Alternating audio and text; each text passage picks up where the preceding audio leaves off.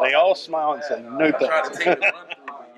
I guess that's a good thing if they don't want the story's probably inappropriate, so I'm not going to say anything about it. Tell me about yourself. I mean, how did you grow into the player that you have? I don't know. I mean, in high school I had a good relationship with coaches, and I think here I've worked my way into a good relationship with the coaches, especially Dana. I think it's just being able to get that connection with the coaches. I think it makes me the person I am. Have you always been outgoing? I'm really not that outgoing.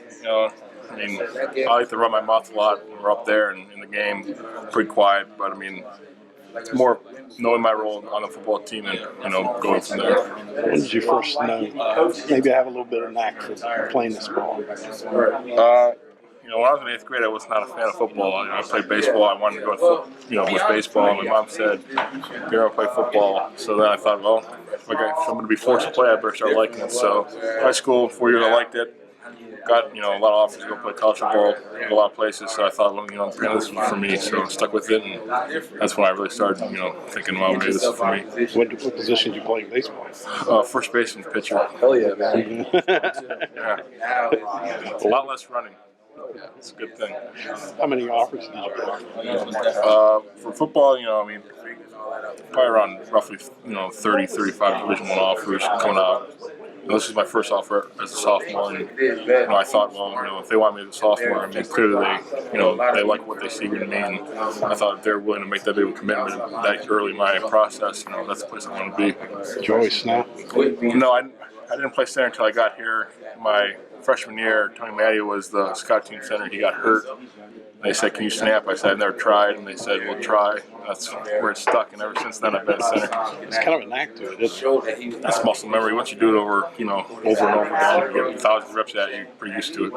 How good do you think this line can be? I think we'll be really good. I think losing only one guy doesn't hurt us too much. Obviously he's a good player in Marquise, but I think we have a lot of guys who can step in that role and fill in for him.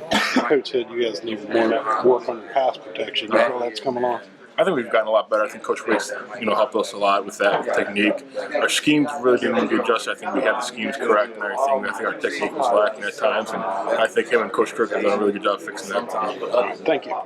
Did you say your mom wanted you to play football? Yeah. I was forced to play football. It's usually dad that says play football. Well, he wanted me to too, but my mom is a big decision maker in my family, so what she says goes, which is a lot different now. That was how many years ago? 8 or 9 years ago, where now parents should realize they're not letting their kids play until high school. So it's a lot different now. So you're obviously happy that she made that. I think it worked out. I think she's happy too. So yeah. What's my fun to see the kids where they could see them? You're in the middle of the line with a helmet on. I mean, it is what it is. What is it about center? I mean, you were there. I mean, you weren't there until you got here. What is it about the position that grabs you? I like being in control, and at center you have control. I mean, the quarterback has a lot of control of the offense, but I mean, there comes a point where the center has more control than the quarterback. I like that control, like knowing everything that's going on. And, playing center, I know what everyone else on the line is doing. I like knowing that, having that knowledge. I know what the backfields are doing.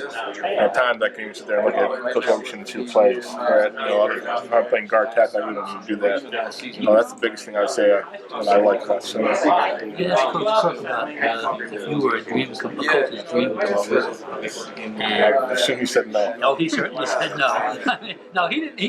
He said there's nobody is. He said, and in your case, he said you're probably a little too strong-willed, which tells me that you like to do things your way. Okay? Yeah, I have a tendency of saying things when I shouldn't and doing my own thing a lot. But sometimes where you gotta realize the fine line between being a player and then being a coach, and you got to realize that. And I think I've gotten a lot better at that in my time here. And now it's your last year. I mean, it's time to bear down, listen, and.